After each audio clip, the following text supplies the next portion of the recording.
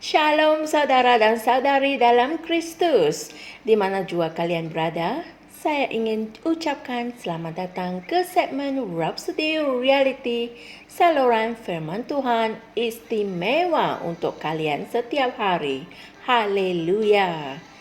Hari ini 15 Oktober dan Pastor Chris berkongsikan satu mesej yang bertajuk Dia telah mati untuk orang yang berdosa. Mari kita sama-sama renungkan.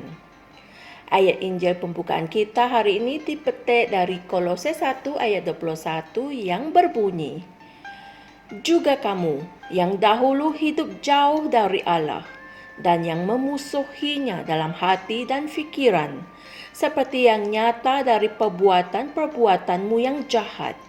Namun sekarang, Dia telah memperdamaikan. Puji Tuhan. Ayat Injil di atas menggambarkan orang derhaka yang telah menjauhkan diri mereka daripada Allah dan yang memusuhinya dalam hati dan fikiran mereka melalui perbuatan yang jahat. Dalam erti kata lain, mereka adalah musuh Allah dalam fikiran mereka oleh kerana perbuatan mereka yang jahat.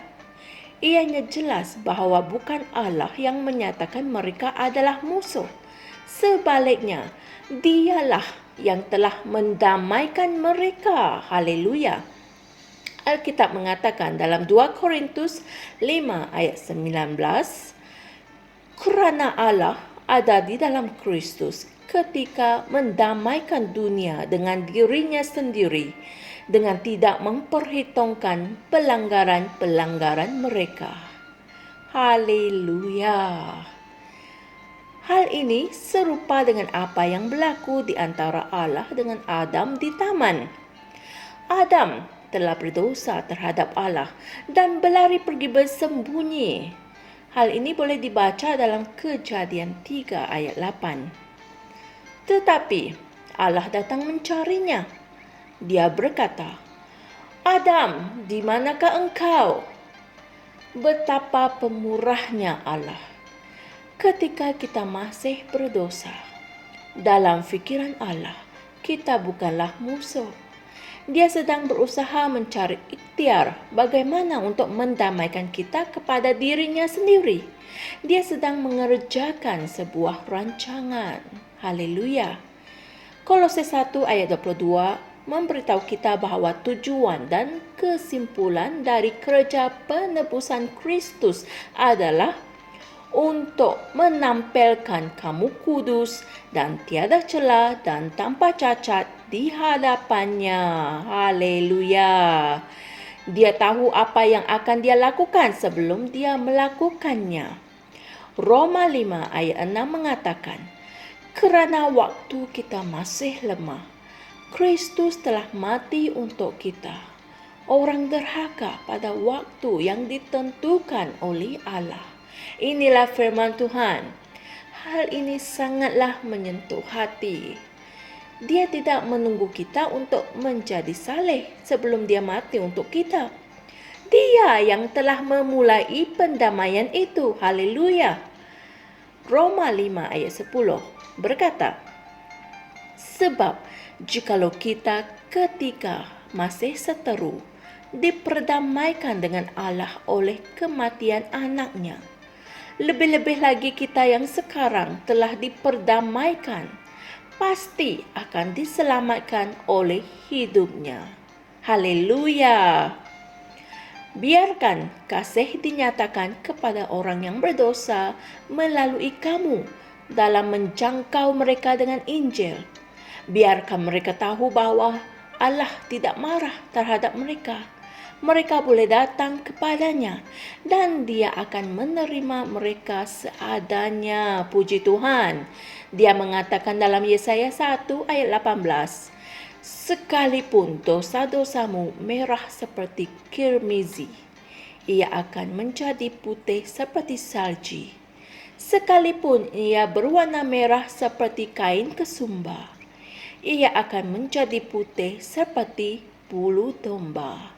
Inilah firman Tuhan. Haleluya. Dialah yang membersihkan, menyucikan, dan membenarkan orang yang berdosa di dalam nama Tuhan Yesus dan dengan Roh Allah. Haleluya. Saudara dan saudari semua, mari kita sama-sama berdoa. Ya Bapa yang kudus, terima kasih kerana mengamanahkan aku dengan pelayanan pendamaian.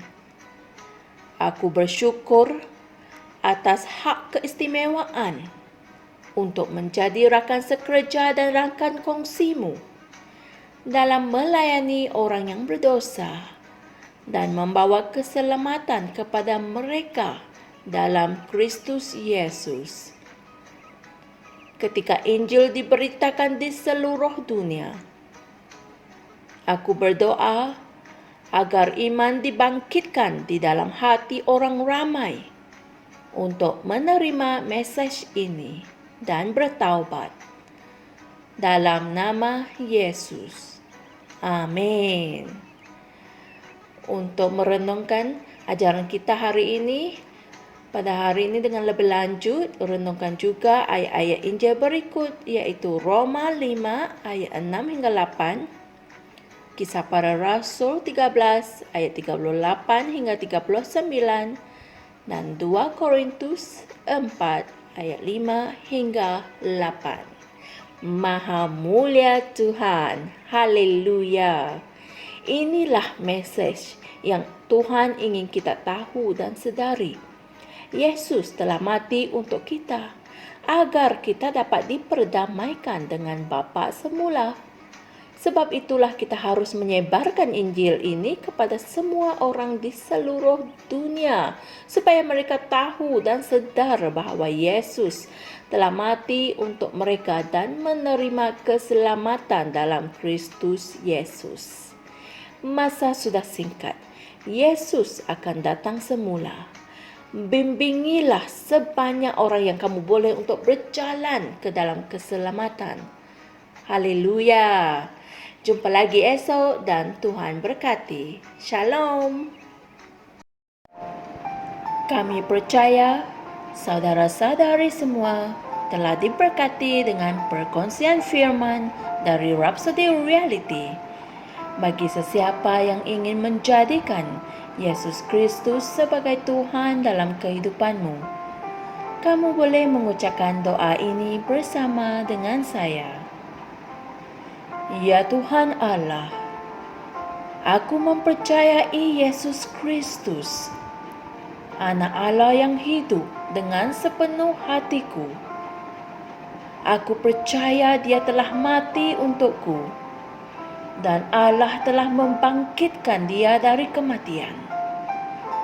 Aku percaya Dia hidup hari ini. Aku mengaku dengan mulutku bahawa Yesus Kristus adalah Tuhan dalam hidupku mulai dari hari ini. Melalui Dia dan di dalam nama-Nya, aku mempunyai kehidupan yang kekal. Aku telah dilahirkan semula. Terima kasih Allah kerana menyelamatkan jiwaku. Aku sekarang adalah anak Allah. Haleluya. Tahniah, sekarang kamu telah menjadi anak Allah. Untuk apa-apa sebarang pertanyaan atau untuk mendapatkan lebih banyak maklumat mengenai bagaimana untuk bertumbuh sebagai seorang Kristian, anda semua boleh hantar mesej di akaun Facebook kami atau email kami di tni.msia@gmail.com. Sekali lagi, tni.msia@gmail.com. Tuhan berkati anda semua.